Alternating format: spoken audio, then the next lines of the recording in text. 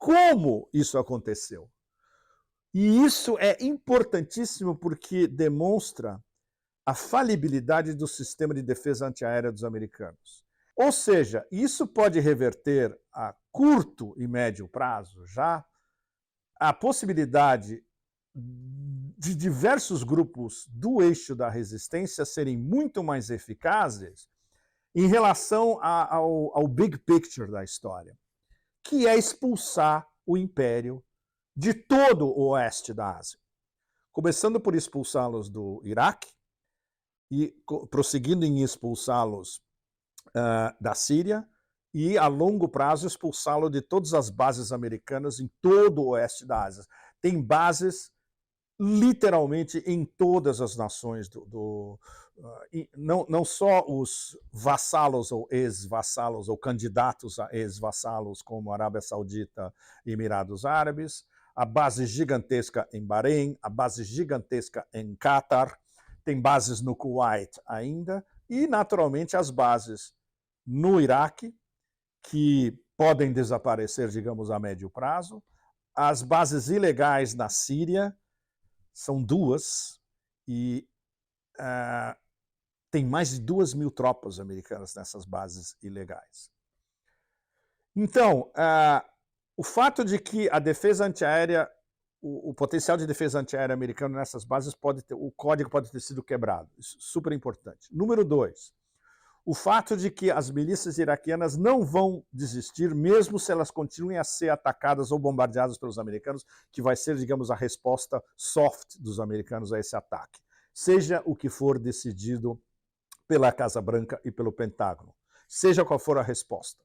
E mesmo que a resposta já tenha sido dada no momento em que vocês estão vendo esse Pepe Café. Nada disso altera o big picture, que é os Estados Unidos, em desespero, eles têm que aumentar as apostas cada vez mais, porque é a pressão interna em cima da Casa Branca.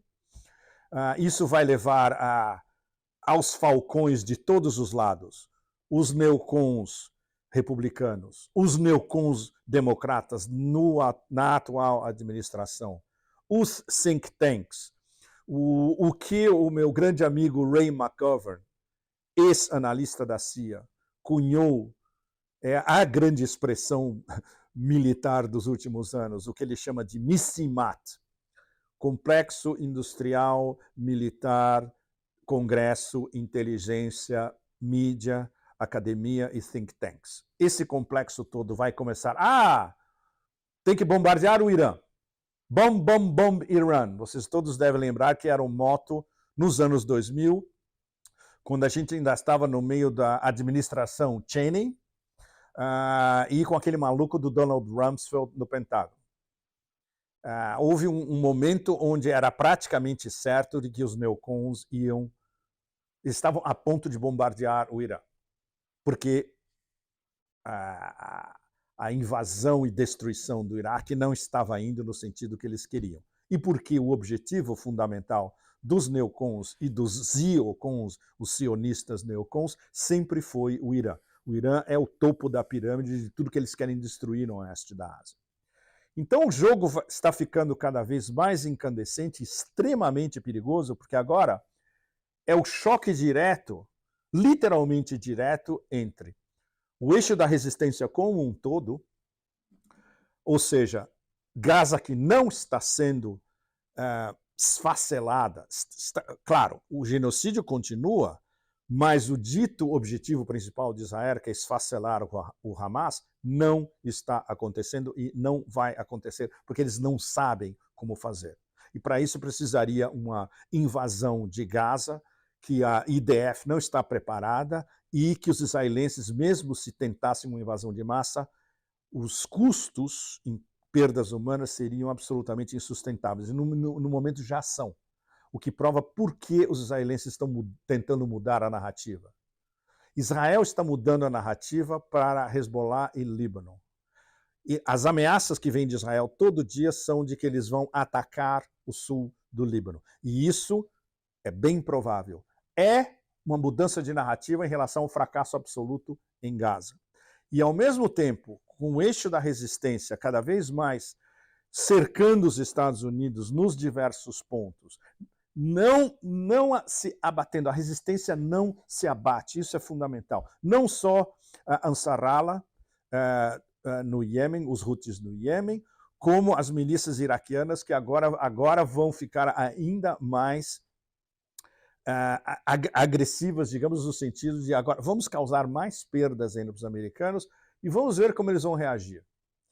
E o desespero, evidentemente, da Casa Branca e do Pentágono, o Pentágono com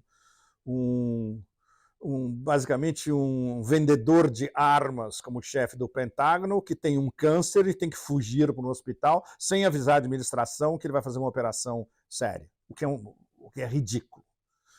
Patético, na verdade.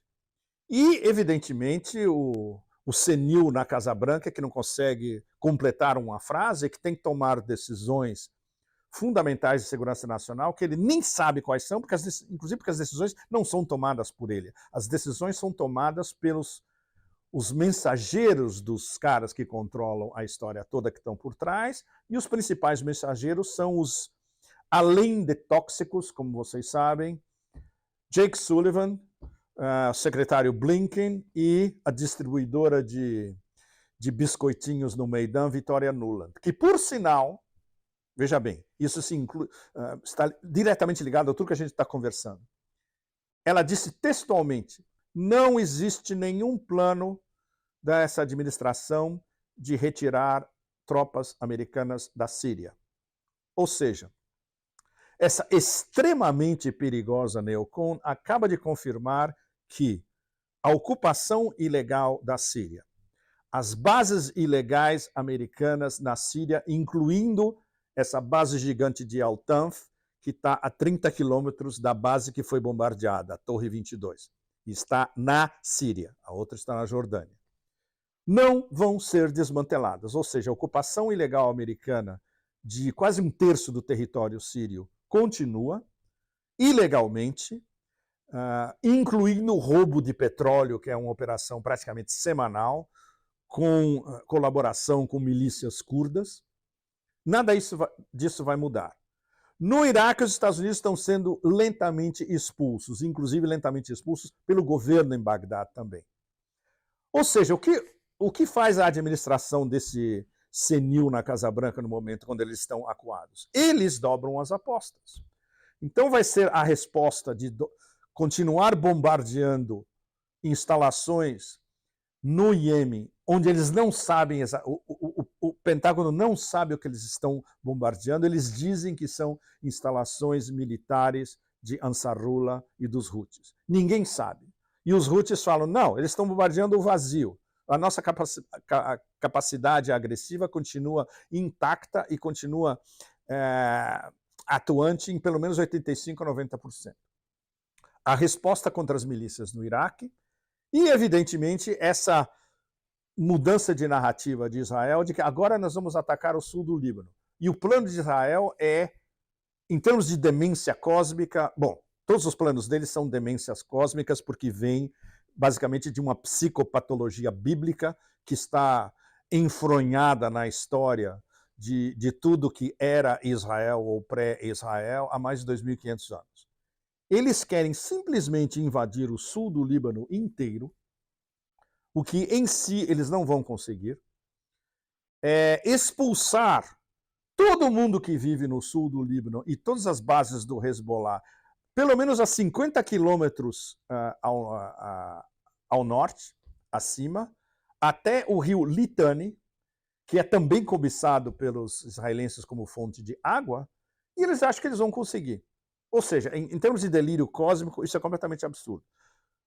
Eu tive nessa região, eu atravessei pelo sul do Líbano a estrada que margeia a fronteira do sul do Líbano com a Palestina ocupada. E onde tem um muro da vergonha, outro, construído e terminado entre 2018 e 2019, com supervisão das Nações Unidas, da Força das Nações Unidas no Líbano, para vocês terem uma ideia de quão absurda essa história toda. E quando nosso pequeno grupo fez essa visita ao sul do Líbano, a gente parou em várias villages, conversamos com líderes locais, conversamos com Hezbollah locais, fomos até a tríplice fronteira com a Síria, fronteira sul do Líbano, Palestina ocupada e Síria, nas montanhas, e todos diziam a mesma coisa, olha, tudo que a gente precisa tem aqui. Todos esses villages e todo esse countryside é fortificado até o limite, tem todas as armas que o Hezbollah precisa, é praticamente indefensável. Nós já derrotamos os israelenses em 2006, e se eles vierem de novo, a gente os derrota de novo e estamos muito mais bem equipados agora do que em 2006, há quase 20 anos. Então, esse plano de Israel é condenado ao fracasso, é mais uma história de relações públicas, porque eles estão perdendo em Gaza e eles transferiram a narrativa para vamos invadir o Líbano.